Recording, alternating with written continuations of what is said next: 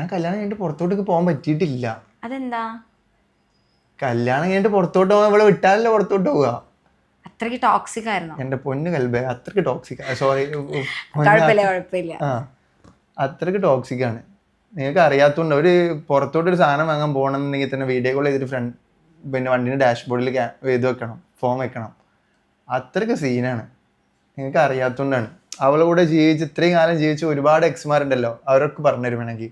ഞാൻ കഴിഞ്ഞ വീഡിയോയിൽ ഒരു പ്രാവശ്യം പറഞ്ഞായിരുന്നു, ഇവളെല്ലാ എക്സ്മാരെയും പരമാവധി അവർക്ക് പണി കൊടുത്തിട്ടാണ് ആ റിലേഷൻ സ്റ്റോപ്പ് ചെയ്തിട്ടുണ്ടോ, എന്നിട്ട് അവർക്ക് നന്നായിട്ട് പണി കൊടുക്കും. പണി കൊടുത്തിട്ടാണ് ആ റിലേഷൻഷിപ്പിൽ നിന്ന് വേറൊരാളോട്ട് അവിടെ പോവുക അവള്. എല്ലാതും ഇപ്പം മുൻപ് നിങ്ങൾക്ക് അറിയാത്തതുകൊണ്ടാണ്, പബ്ലിക്കിന് മുൻപിലൊന്നും എത്തിയിട്ടില്ല എന്നുള്ളൂ. എല്ലാവർക്കും അവള് പണി കൊടുത്തിട്ടുള്ളൂ. അതേമാതിരി എനിക്ക് നല്ലൊരു അടിപൊളി ഒരു പണി കിട്ടി. പണി കിട്ടിയിട്ട് ഇങ്ങനെയായി. ഓക്കെ, അപ്പൊ നമ്മൾ റിലേഷൻ തുടങ്ങിയത് വരെ എത്തി. റിലേഷൻ തുടങ്ങി പിന്നെ എന്താ സംഭവിച്ചത്? നിങ്ങൾ ലോങ് ഡിസ്റ്റൻസ് റിലേഷനിലായിരുന്നോ അല്ലെങ്കിൽ നിങ്ങൾ അടുത്തുണ്ടായിരുന്നോ? റിലേഷൻ അല്ല, ഞങ്ങൾ ഫ്രണ്ട്ഷിപ്പ്. ഞാൻ ആദ്യം പറഞ്ഞില്ലേ, ഫ്രണ്ട്ഷിപ്പ്.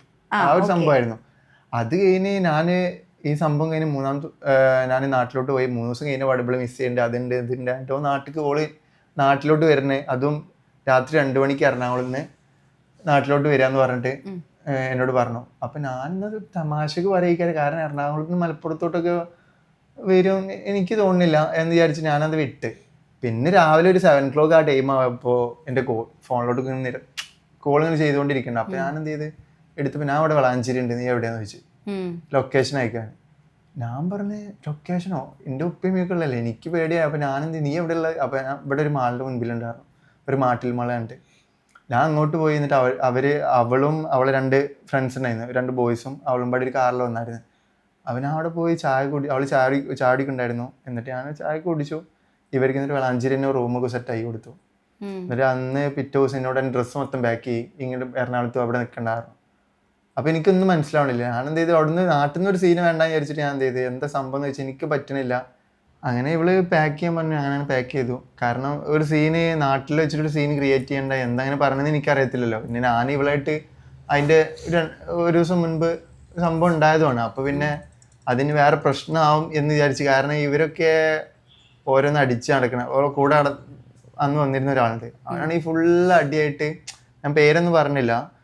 അപ്പോൾ അവനാണ് ഫുള്ള് അടിച്ച് തിരിഞ്ഞിട്ട് ആ രൂപത്തിൽ വന്നത്. അപ്പം ഞാൻ എന്തിനെങ്ങനെ അടിച്ചാണ്ട് വന്നത്, അത് വണ്ടി ഓടിക്കുമ്പോൾ ഉറക്കം വരാതിരിക്കാൻ വേണ്ടിയിട്ട് അടിച്ചാണ് എന്നൊക്കെ പറഞ്ഞു.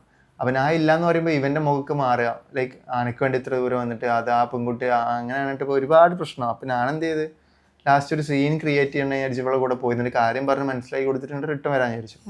എന്നിട്ട് ഒരു 4-5 ഡ്രസ്സ് എടുത്തിട്ട് അങ്ങനെയാണ് പോയത്, ഒരു 4-5 ദിവസത്തിന് നിൽക്കാനുള്ള രൂപത്തിൽ. പക്ഷേ അവിടെ പോയതിൻ്റെ ശേഷം പിന്നെ എനിക്ക് വിട്ടിട്ടില്ല. DC വഴിയാണ് എൻ്റെ ഡ്രസ്സൊക്കെ അങ്ങോട്ട് അയച്ചിരുന്നത് വീട്ടിൽ നിന്ന്, ഫ്രണ്ട്സ്. കാരണം അങ്ങനെ ആയിരുന്നു ഇവള് ഇതാക്കിയിരുന്നു. അങ്ങനെ ആയിരുന്നു എന്നെ ട്രീറ്റ് ചെയ്തിരുന്നത്.